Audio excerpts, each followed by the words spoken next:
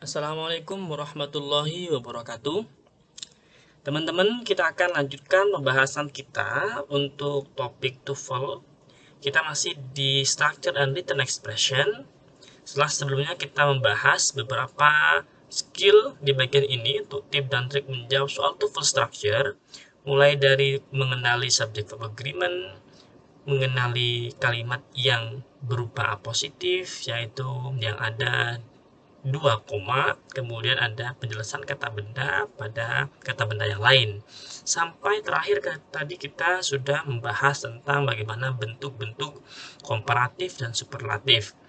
Nah, sekarang kita akan mereview kembali apa sudah kita pelajari dari awal sampai dengan bagian terakhir ini.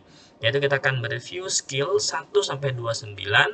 Ada beberapa contoh soal yang akan kita bahas dan ada beberapa soal yang bisa dikerjakan untuk latihan menjawab soal TOEFL Structure, khususnya di bagian nomor 16 sampai dengan 40.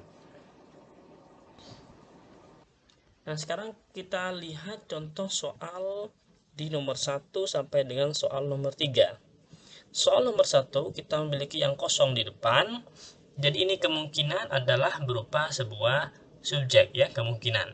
Kita lihat dulu apa kalimat yang menyertainya. Koma, the Liberal Arts College, specifically for deaf people, is located in Washington DC. Is located in Washington DC. Nah, di sini kita memiliki kata is. Kemudian ada 2 koma dan koma. Sehingga kemungkinan besar ini bukan merupakan sebuah subjek. Jadi kalimat ini, a liberal arts college is located, sudah verba. Ini adalah, kalau kita masih ingat, merupakan bentuk dari apositif. Jadi kata benda ini menerangkan kata benda yang ada di depannya. Oleh karena itu, karena sudah memiliki verba, maka yang perlu kita pilih hanya subjek saja, kata benda yang ada di depan sini. Pilihan A, B, C, D yang hanya terdiri dari satu atau terdiri dari kata benda saja, maka itulah jawaban yang paling besar kemungkinan benarnya. A, Gallaudet College. Gallaudet College is about because. Sehingga yang paling tepat di sini adalah pilihan yang A. Oke, saya kira ini cukup clear ya. Kita lihat sekarang contoh soal nomor 2. Nomor 2, varieties of dogs at the show, including spaniels, poodles, and collies. Jadi, di sini ada beberapa kalimat, ada beberapa frase, varieties of dogs, including bla bla ini, tapi kita tidak melihat adanya kata kerja ya. Jadi di sini kalimat ini tidak ada kata kerjanya. Nah, kemungkinan kalau kata kerjanya ini masih kosong, di depannya pula masih kosong, maka kita perlu memilih yang terdiri dari nanti susunan subjek dan predikat. Sehingga pilihan A, B, C, dan D, kita pilih saja yang ada susunan subjek plus predikat. The several, no. Those, no. Several, no. Tidak ada kata kerjanya. There were several. Nah, pilihan yang D adalah pilihan yang paling relevan, paling tepat. Karena dia terdiri dari subjek dan predikat. Sehingga kita perlu pilih pilihan opsi yang D. Kita lihat lagi sekarang contoh soal nomor 3. While the discovery that many migratory songbirds can thrive in devastated wintering spots. Ini ada kata while yang merupakan sebuah konektor ya. Ingat, kalau konektor maka perlu terdiri dari susunan subjek dan predikat. While konektor, subjek, the discovery, that ini adalah konektor kembali.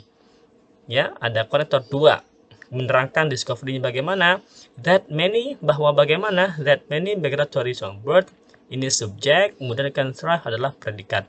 Jadi si that ini sudah komplit ya.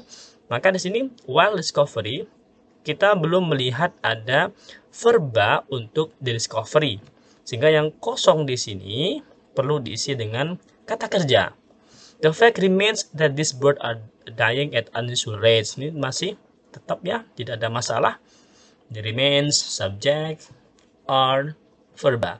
Nah, oleh karena itu, karena yang kosong di sini, yang perlu kita isi adalah merupakan sebuah verba atau predikat, maka kita pilih saja yang terdiri dari predikat. A. It is heartening. No, karena ada subject is, subject it. Ya, tadi dia tidak tepat.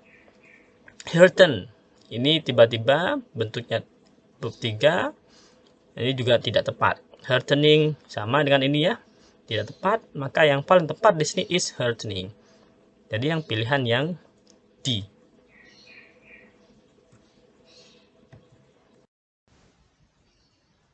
Nah, sekarang kita lihat beberapa contoh soal 4, 5, 6 sampai dengan 10. Untuk latihan, kalian bisa coba untuk latihan menjawab soal ini. Ingat, jika nanti di tes TOEFL, maka waktu mengerjakan ini lebih kurang 26-30 detik ya, masing-masing soal. Itu udah paling banyak. Kalau bisa, karena waktunya soalnya ada 40 dan waktunya 25 menit, maka harus kurang dari 1 menit. Ya, harus kurang dari 1 menit. Misalnya kalian mengerjakan masing-masing soal itu 30 detik atau setengah menit, maka kalian akan bisa mengerjakannya dalam waktu 20 menit. Sehingga masih punya waktu sekitar 5 menit untuk mereview kembali.